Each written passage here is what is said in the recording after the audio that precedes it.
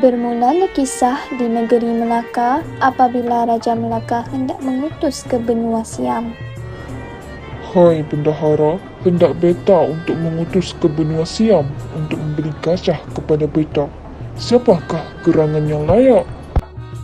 Hijau menghijau gunung ganang, kecantikan pemandangan buat terpana. Disuruh dia pasti pergi dan datang, itulah dia bernama Laksamana.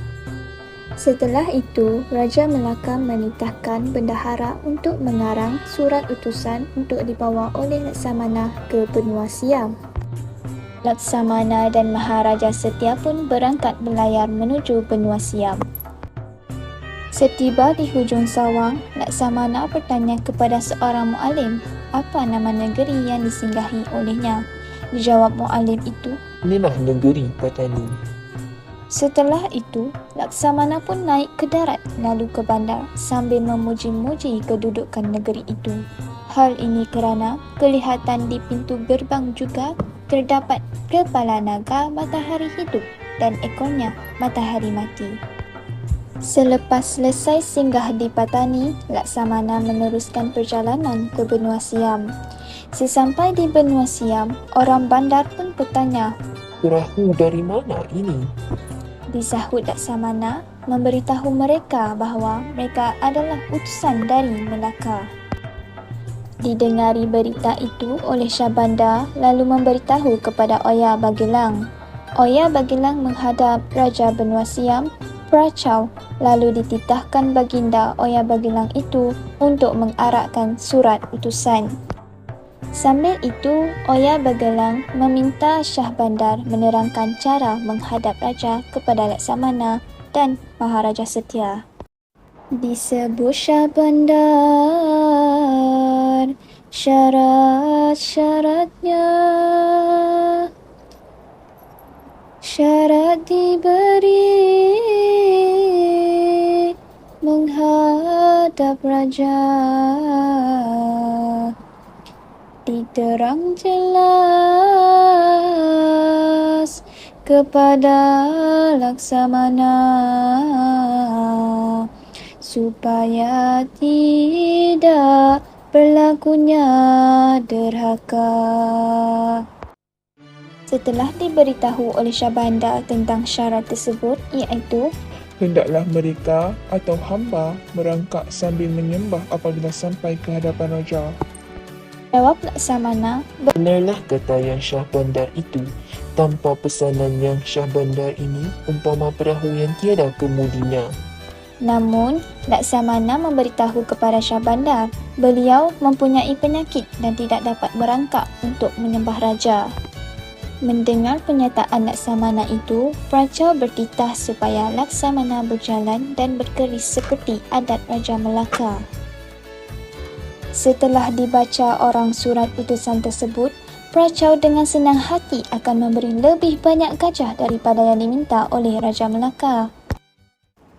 Setelah sekian lama Laksamana di benua Siam, suatu hari Prachau ingin sekali melihat Laksamana berlawan dengan orang Jepun.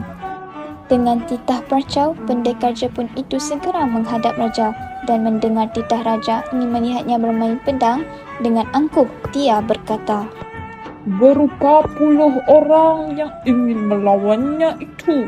Kalau hanya seorang dua itu bukan makanan patih. Laksamana menyembah Prachau lalu turun berhadapan pendekar itu. Satu persatu diparang Laksamana anggota pendekar itu, dari telinga, hidung, bahu hingga membelah kepalanya kepada dua. Matilah pendekar itu dikerjakan oleh Laksamana. Melihat situasi huru-hara itu, si Jepun yang bertujuh mula menyerang seperti ingin membunuh Prachau, lalu menggemparkan segala oban, okun, aprak dan amum-amum di balairung itu. Dengan pantas Laksamana menyerang mereka satu persatu sehingga 5 orang mati dan 2 orang lainnya lari. Hasil kejayaan Laksamana ini telah dianugerahkan persalinan oleh Prachau. Pada keesokan harinya, diminta Laksamana untuk membelanjakan gedangga yang dibawanya dari Brunei. Mintaannya itu diperkenankan oleh Pracau, lalu diangkut gendaga-gendaga itu ke kampung Oya Bagelang itu.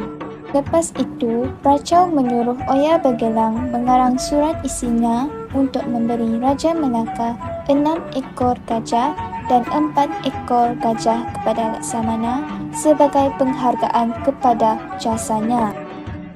2 orang Jepun yang melarikan diri sudah sampai ke Kemboja lalu menyampaikan berita tersebut kepada segala Jepun di Kemboja itu. Hal ini menyebabkan timbulnya rasa marah dalam diri Jepun itu ingin membunuh Laksamana. Setelah 4 bulan Laksamana di benua Siam, Laksamana pun berangkat pulang ke negeri Melaka. Ketika Laksamana hendak berangkat ke perahunya, Jepun yang sudah lama menanti kehadirannya itu lalu membedil Laksamana. Bulan bintang indah mempesona menghiasi langit negeri Melaka. Dikalahkan mudah oleh Laksamana, segala Jepun berdendam derhaka. Api membakar sehingga rentung, umpama panas alam neraka. Mendapat menang juga untung, emas dan perak empunya mereka. Dikalahkan Laksamana, segala Jepun itu membawa emas dan perak yang dimiliki Jepun itu dibawa pulang ke negeri Melaka. Selepas beberapa hari berlayar, Laksamana pun sampai di Kuala Melaka. Bendahara menyampaikan berita kedatangan Laksamana itu kepada Raja Melaka. Dengan sukacita, surat dari Pracau disambut lalu diarak orang ke Balairum. Segala peristiwa yang berlaku di benua Siam diceritakan oleh Laksamana sehingga akhirnya sepemberian Pracau, gajah yang besar dianugerahkan itu dinamakan Pudi Manikam dan yang lainnya dinamakan Permata Sailan. Sekian sahaja Alkisah Hang Tuah ke benua Siam yang mencoret sejarah kekuatan dan kebolehannya menentang musuh. Bukan itu sahaja dari segi kekuatan, tetapi kebijaksanaan Raja Melaka dalam membina hubungan diplomatik juga terbukti sepanjang kisah ini.